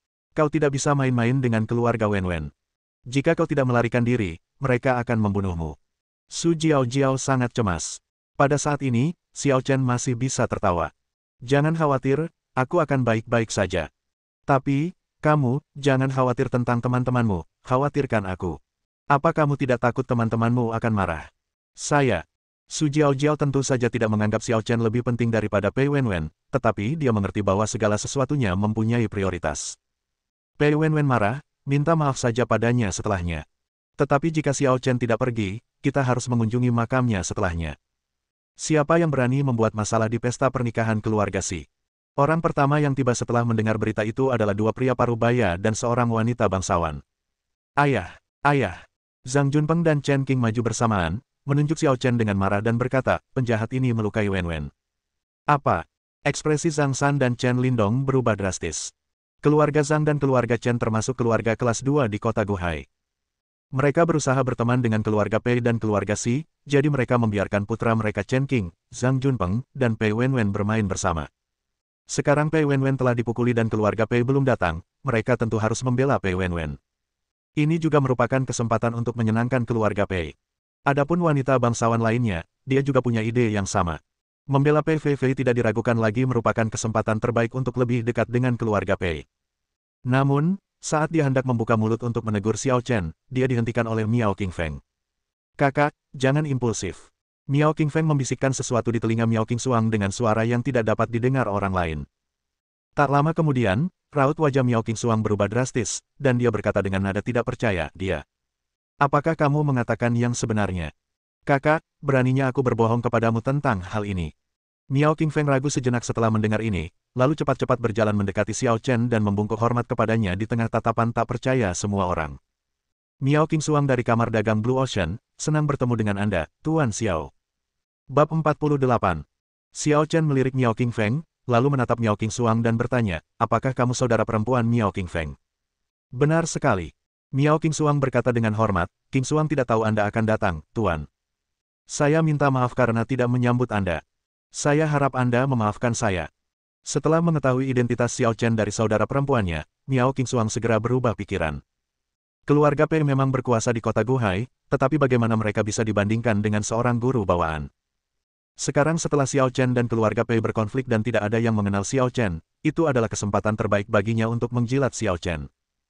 Mungkin dia tidak dapat membantu Xiao Chen memecahkan kesulitannya, tetapi selama dia menjadi orang pertama yang berdiri dalam barisan dan menjelaskan posisinya, dia pasti akan memenangkan hati Xiao Chen. Cukup. Miao Qingxuang, apa yang sedang kamu lakukan? Zhang San dan Chen Lindong berteriak dengan marah. Xiao Chen memukul Pei Wenwen. Miao Qingxuang benar-benar mendekati Xiao Chen untuk mengobrol. Apakah dia sudah gila? Su Jiaojiao juga terkejut. Presiden Kamar Dagang Blue Ocean begitu menghormati Xiao Chen. Mungkinkah Xiao Chen memiliki identitas tersembunyi? Tuan Zhang, Tuan Chen, menurut saya, ini adalah kesalahpahaman. Mengapa kita tidak duduk bersama dan membicarakannya? Saran Miao Qingxuang. Apa yang perlu dibicarakan? Anak ini telah melukai murid-murid klub tinju selatan dan melukai Nona Pei. Dia pantas mati. Miao Qingxuang berkata, kita tidak bisa hanya melihat permukaannya saja. Mungkin Nona Pei yang melakukan kesalahan terlebih dahulu. Sekalipun Wenwen yang melakukan kesalahan lebih dulu, kamu tidak berhak memukulnya. Mengikuti suara bernada tinggi, seorang pria muda berpakaian formal datang dengan marah. Di belakangnya, ada seorang pria setengah baya berwajah tirus dan selusin siswa dari Southern Fish Club berseragam. Ayah. Ketika Pei Wenwen melihat orang itu datang, semua keluhannya meledak sekaligus, dan dia melemparkan dirinya ke pelukan pria paruh baya berwajah kurus itu dan menangis. Ayah, putrimu sedang diganggu. Pei Jiahong hanya memiliki seorang putri, dan dia selalu menggendongnya karena takut putrinya akan meleleh. Sekarang setelah putrinya disakiti, dia tentu saja merasa sedih. Tak lama kemudian, dia melihat lagi bekas telapak tangan merah di pipi putrinya, dan dia pun menjadi murka, menatap Xiao Chen dengan saksama. Kamu memukul putriku. Xiao Chen berkata dengan tenang, pendidikan putrimu perlu ditingkatkan, aku akan membantumu mendisiplinkannya. Ketika dia berbicara, semua orang di sekitarnya tercengang. Apakah dia benar-benar menantang garis bawah keluarga Pei dan Si dengan mengatakan hal-hal seperti itu dengan serius sekarang? Sialan! Apakah kamu benar-benar mencari kematian? Mata Pei Jiahong memerah, dan kesabarannya terhadap Xiao Chen telah mencapai batasnya. Paman Pei, biarkan aku yang melakukannya. Aku akan mencari keadilan untuk Wenwen. Si Wenwu melangkah maju sambil menghibur Pei Jiahong. Ini adalah Si Mansion, dia adalah tuan muda dari keluarga Si. Pei Wenwen dipukuli oleh Xiao Chen di sini, dia punya alasan untuk bangkit. Hari ini adalah hari pertunanganku. Aku sebenarnya tidak ingin memulai perang, tapi kamu terlalu sombong. Si Wenwu tidak mencari bantuan dari siapapun dan tampaknya berencana untuk berurusan dengan Xiao Chen sendiri. Lagi pula, selain menjadi tuan muda keluarga Si, dia juga merupakan presiden muda klub tinju selatan dan telah menguasai berbagai macam seni bela diri. Dia sangat percaya diri dengan kemampuannya. Tunggu, Tuan Si. Miao Qingxuang menasihati, sudah kubilang sebelumnya, Nona Pei lah yang bersikap kasar lebih dulu. Si Wenwu mencibir ketika mendengar ini, saya telah mengatakan sebelumnya bahwa ini bukan alasan baginya untuk menyerang Wenwen. Xiao Chen menatap langsung ke arah Si Wenwu dan berkata dengan dingin, maksudmu, jika dia ingin mencari masalah denganku, aku hanya bisa membiarkan dia menindasku dan tidak bisa melawan. Ya, itulah yang kumaksud. Kata Si Wenwu dengan nada yang tidak perlu dipertanyakan lagi. Hanya dia yang bisa menindasmu, dan kamu tidak bisa melawan, sungguh aturan yang mendominasi. Namun pada kenyataannya, semua orang tahu bahwa ini sudah menjadi norma di kota Guhai. Secara umum, tidak ada seorang pun yang berani memprovokasi Pei Wenwen, dan jika Pei Wenwen mengambil inisiatif untuk mendekati Anda, Anda hanya bisa menganggap diri Anda tidak beruntung. Jika kamu berani melawan, maka kamu salah, apapun yang terjadi. Haha, karena kamu sudah mengatakannya, apa yang kamu tunggu? Xiao Chen sebenarnya sedikit santai saat ini. Awalnya, Chao Zhenhua mengundangnya untuk menghadiri pesta pernikahan, dan dia memberinya wajah untuk memberkati pengantin baru Si Wenwu dan istrinya. Namun saat ini, saya khawatir hal itu tidak perlu. Dia menatap Si Wenwu dengan dingin dan berkata, jika kamu yakin bisa mendapatkan keadilan untuknya, silakan saja. Kalau begitu aku akan memperlihatkan Southern Fish yang paling autentik. Sambil berbicara, Si Wenwu mengepalkan tinjunya, bersiap memberi pelajaran pada Xiao Chen dengan cara yang menggelegar. Hentikan. Saat itu, sekelompok orang datang dengan panik. Tuan kedua keluarga Chao telah tiba. Orang-orang mengenali Chao Zhenhua. Setelah Chao Zhenhua, Peng Chao, Zhao Biao, Liang Weichai, He Yuanping dan lainnya datang bersama. Meskipun keempat orang ini bukan dari kota Guhai, beberapa orang yang hadir mengenali mereka, terutama Peng Chao. Paman Chao, apakah kamu sudah sampai? Di mana Yan Sui? Ketika Si Wenwu melihat Chao Zhenhua, sikap dinginnya pun mereda. Lagi pula, dibandingkan dengan Pei Wenwen, dia lebih peduli pada tunangannya Chao Yan Sui. Namun, yang mengejutkan semua orang, Chao Zhenhua mengabaikan Si Wenwu dan berjalan cepat ke arah Xiao Chen, berkeringat deras, dan berkata, Tuan Xiao, ini. Xiao Chen mendengus dan berkata dengan nada agak dingin, kamu putuskan sendiri. Chao Zhenhua sedikit bergidik, mengetahui bahwa Xiao Chen sedang marah, dan menjadi semakin cemas. Dia telah memberitahu ayah Si Wenwu tentang Xiao Chen sebelumnya, tetapi tidak menggambarkannya secara rinci, seperti berapa umur Xiao Chen. Secara umum, ini tidak diperlukan. Terlebih lagi, dia berpikir bahwa memperkenalkan Xiao Chen kepada semua orang hari itu akan menciptakan efek misterius dan sensasional tertentu. Lagi pula, ketika mendengar kata guru bawaan, kebanyakan orang secara otomatis akan membayangkan sosok orang bijak dengan penampilan bak peri, dan tidak akan menganggapnya sebagai seorang pemuda. Namun, dia tidak pernah menyangka perubahan mendadak seperti itu akan terjadi karena dia terlambat selangkah hari ini karena masalah Cao Yansui. Metode Xiao Chen untuk membunuh setengah langkah bawaan dalam satu gerakan masih jelas dalam ingatanku. Bahkan jika keluarga Cao dan keluarga Si digabungkan, mereka mungkin tidak dapat mengalahkannya. Bencana ini sangat besar. Memikirkan hal ini, dia berbalik dengan marah dan memarahi, Si Wenwu, apakah kamu gila? Paman Cao, ada apa denganmu? Si Wenwu tampak bingung. Bukan saja dia yang bingung, tapi semua orang yang hadir bahkan semakin bingung. Pernikahan antara keluarga Cao dan keluarga Si jelas merupakan usaha keluarga Cao untuk mengambil hati keluarga Si. Diperkirakan bahwa setelah Cao Zhenhua tiba, dia pasti akan membantu Si Wenwu menghadapi Xiao Chen, tetapi tanpa diduga yang terjadi adalah sebaliknya. Cao Zhenhua sebenarnya menegur Si Wenwu karena Xiao Chen. Si Wenwu, kamu keterlaluan sekali. Sangat berani. Saya tidak tahu etika. Mengapa kamu tidak mengakui kesalahanmu kepada Tuan Xiao? Peng Chao, Zhao Biao, Liang Weichai, dan He Yuanping semuanya tampaknya berkolusi satu sama lain dan nada teguran mereka bahkan lebih kasar daripada Cao Zhenhua. Mengakui kesalahanmu. Kepadanya. Si Wenwu menunjuk Xiao Chen dan mencibir, tidak mungkin bagiku untuk mengakui kesalahanku kepadanya. Si Wenwu memiliki harga dirinya sendiri. Bahkan jika dia salah, bagaimana dia bisa mengakui kesalahannya kepada seseorang yang lebih muda darinya? Dia mengenal orang-orang seperti Peng Chao dan Zhao Biao, yang bisa menjadi raja di kota Laning. Namun, ini adalah kota Guhai, dan keluarga Si adalah raja kota Guhai. Si Wenwu sama sekali tidak perlu menaruh hati pada orang-orang ini. Terlebih lagi, dia tidak merasa telah melakukan kesalahan apapun. Apa yang kau bicarakan, dasar binatang buas? Pada saat ini, seorang pria lain dengan momentum luar biasa bergegas mendekat dan mulai memarahi Si Wenwu secara langsung. Ayah, kenapa ayah? Si Wenwu sedikit bingung. Dia bisa mengabaikan orang lain, tetapi bagaimana dia berani tidak mematuhi ayahnya sendiri?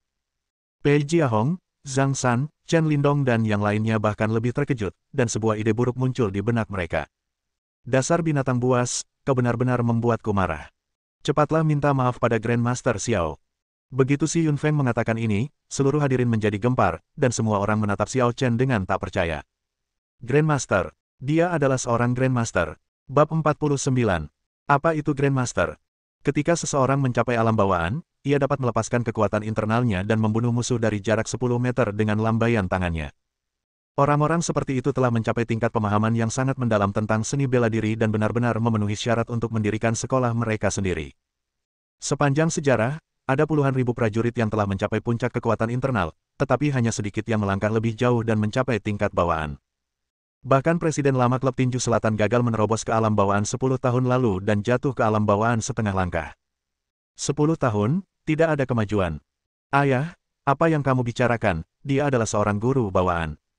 Si Wenwu tidak bisa menerimanya. Xiao Chen adalah guru bawaan yang selama 2 hari ini ingin dia jadikan muridnya. Sungguh lelucon. Dia adalah guru muda dari klub tinju selatan, telah berlatih bela diri sejak kecil, dan sangat berbakat.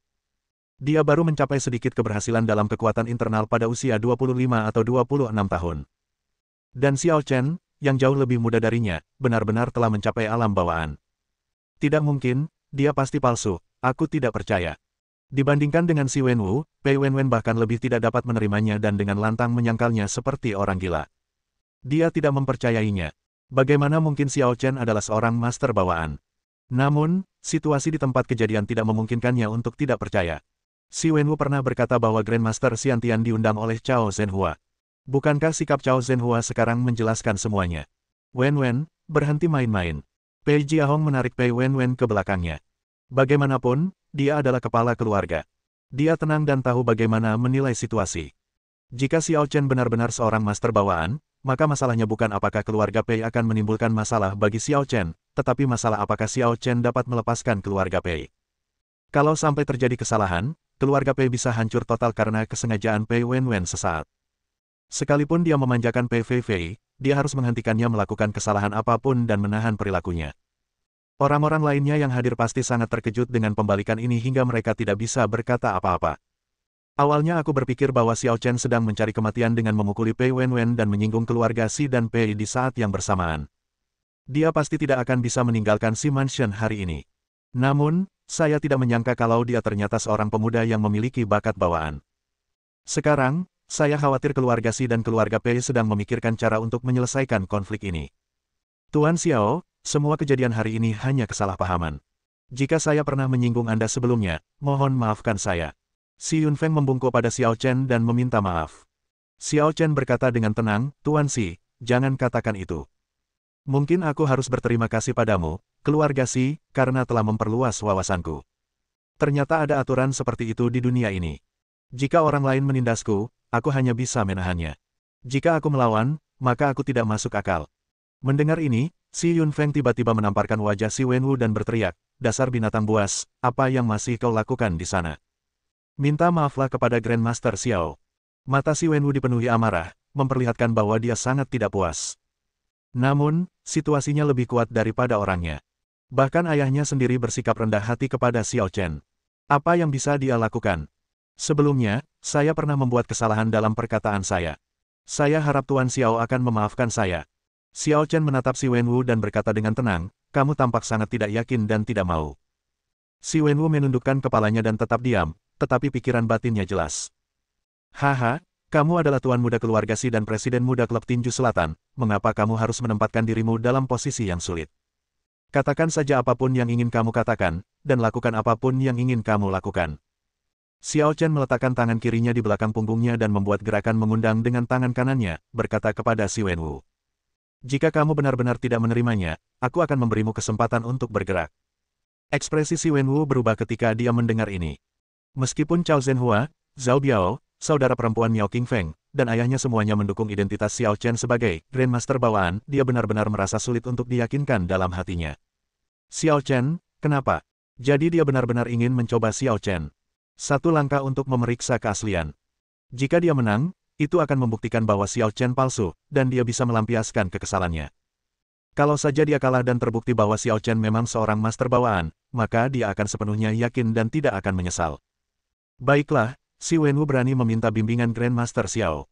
Si Wenwu berteriak dengan suara yang dalam, tenaga dalamnya meledak dengan kekuatan besar, dan bahkan sebelum dia bergerak, orang-orang sudah bisa merasakan rasa penindasan yang tidak biasa. Berhenti. Si Yunfeng berteriak pada Si Wenwu, lalu berkata pada Xiao Chen.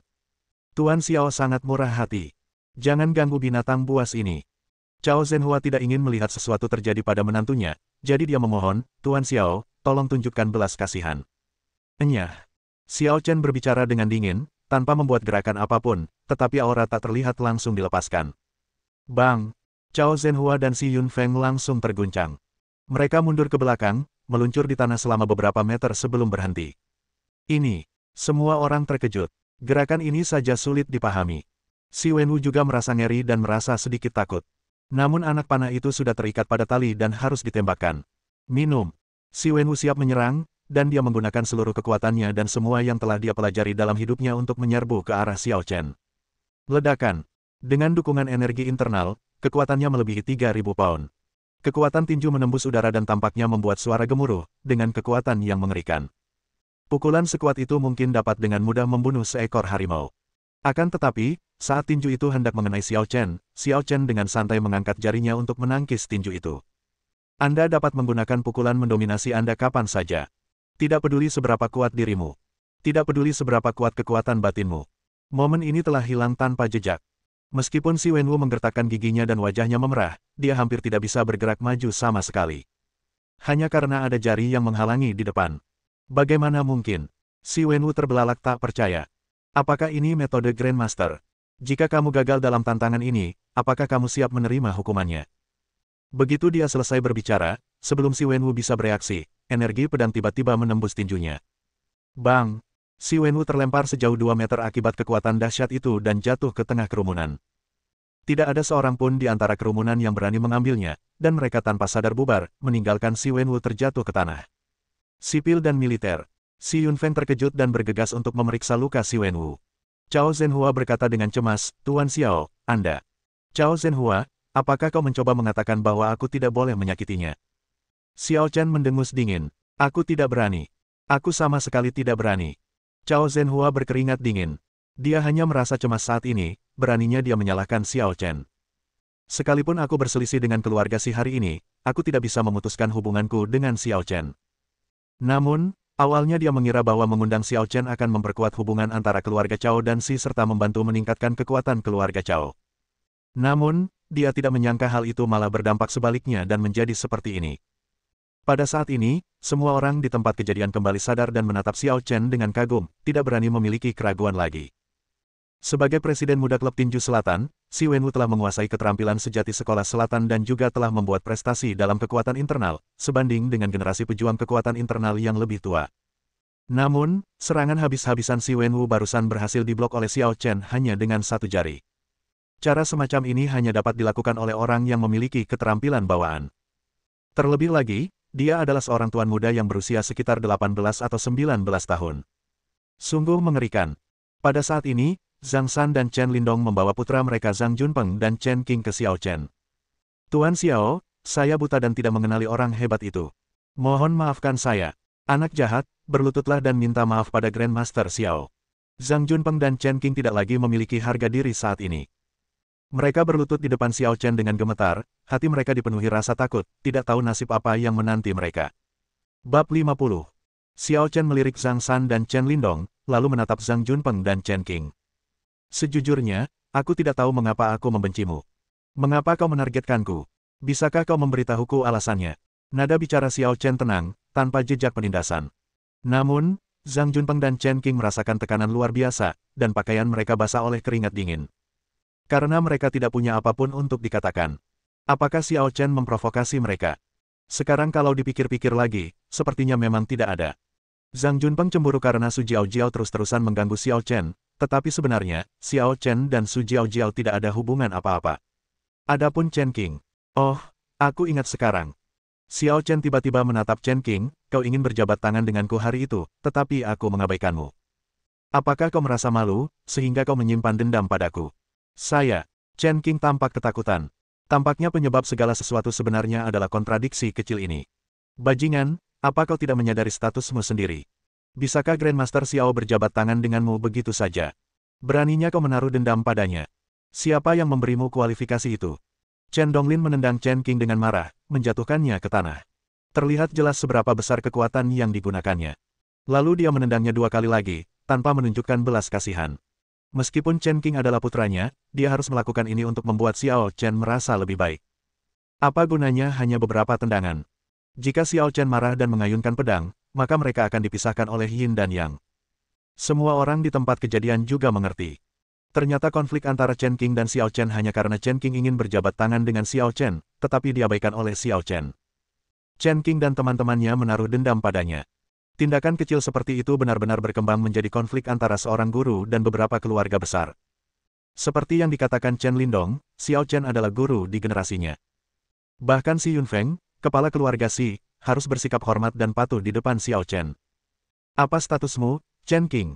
Siapa yang memberimu kualifikasi untuk berjabat tangan dengan seorang guru? Ayah, aku tidak menaruh dendam. Saat itu, Wen Wen. Dalam kepanikan, Chen Qing mendorong Pei Wen Wen keluar. Meski dia hanya mengatakan setengahnya, dia tidak diragukan lagi menuding Pei Wen Wen secara langsung. Untuk sesaat, mata semua orang tertuju pada Pei Jiahong dan Pei Wen Wen, ayah dan anak perempuan. Mereka tahu bahwa Chen Qing tidak berbohong, dan alasan sebenarnya mengapa Xiao Chen marah adalah karena Pei Wen Wen. Pei Jiahong tahu dia tidak bisa melarikan diri, jadi dia mengambil inisiatif untuk membawa Pei Wen Wen yang putus asa kepada Xiao Chen. Tuan Xiao, putriku memang sedikit nakal dan keras kepala, tetapi dia memiliki niat baik. Mohon maafkan dia. Xiao Chen berkata dengan tenang, Tuan Pei, tadi aku sudah mengatakan bahwa pendidikan putrimu perlu ditingkatkan, jadi aku membantumu mendidiknya, tetapi bagaimana tanggapanmu terhadapku? Apakah kamu ingin membunuhku? Suasana tiba-tiba menjadi dingin. Si Yunfeng berteriak, Kakak Pei, kenapa kamu begitu bingung? Tuan Xiao, tolong ampuni nyawaku. Aku sangat mencintai putriku. Pei Jiahong berlutut di depan Xiao Chen, tubuhnya gemetar. Tatapan Xiao Chen beralih dan jatuh pada Pei Wen Wen. Pada saat ini, Tatapan Pei Wenwen kosong dan tak bernyawa, seolah-olah dia telah kehilangan akal dan kesadarannya.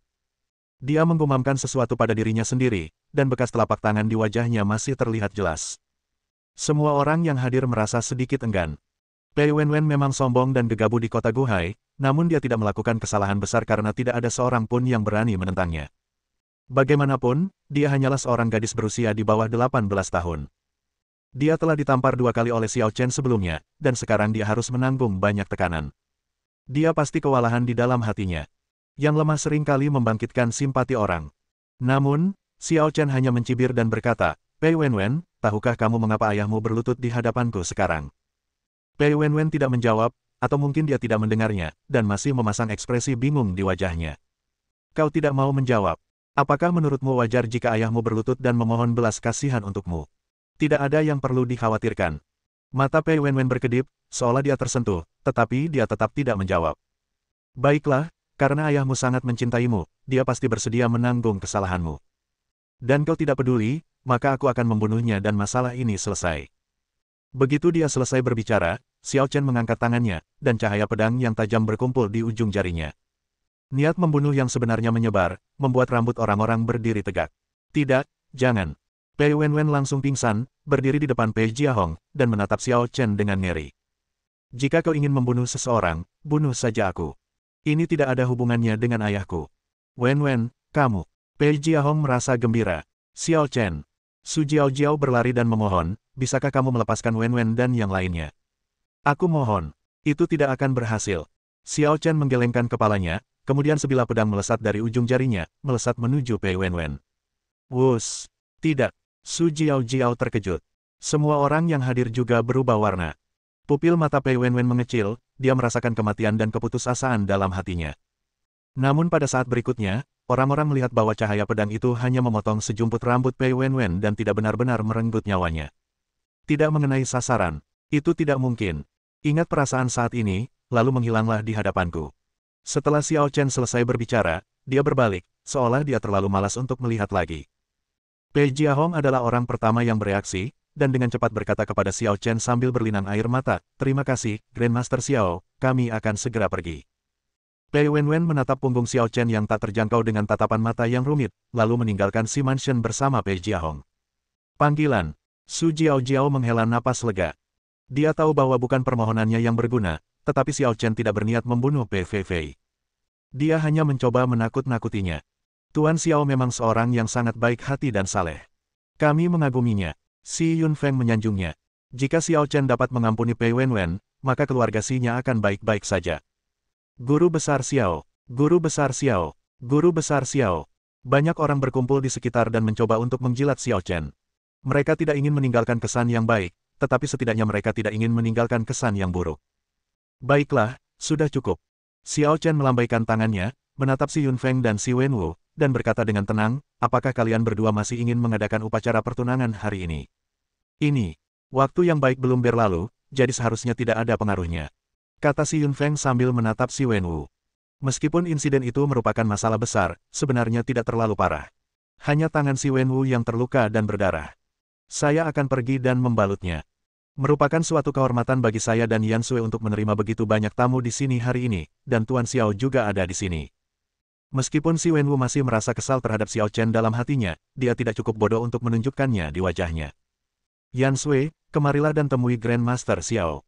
Teriak Cao Zhenhua kepada orang banyak. Kerumunan itu bubar, dan seorang wanita mengenakan rok panjang berwarna ungu berjalan mendekati Xiao Chen dengan langkah anggun. Xiao Chen tanpa sadar menatap Cao Yan Sui beberapa kali, dan yang lainnya bahkan lebih takjub. Sebelum ini, banyak orang yang belum pernah melihat Cao Yan Sui, dan mereka juga bertanya-tanya mengapa si Wenwu tidak menikah dengan keluarga Pei tetapi memilih menikah dengan keluarga Cao. Tetapi ketika mereka melihat Cao Yan Sui saat ini, semua orang akhirnya mengerti. Baik dari segi temperamen maupun penampilan, Cao Yan Sui jauh lebih baik daripada Pei Wenwen. Tidak heran si Wenwu terpesona olehnya. Tetapi saat berikutnya, Cao Yan Sui melakukan sesuatu yang mengejutkan dan benar-benar berlutut di depan Xiao Chen.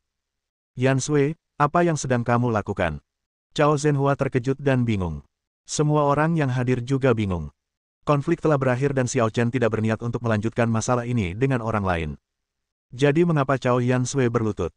Cao Yan Sui mengabaikan semua orang dan hanya memohon kepada Xiao Chen. Tuan Xiao, tolong bantu aku membatalkan pertunanganku dengan si Wenwu.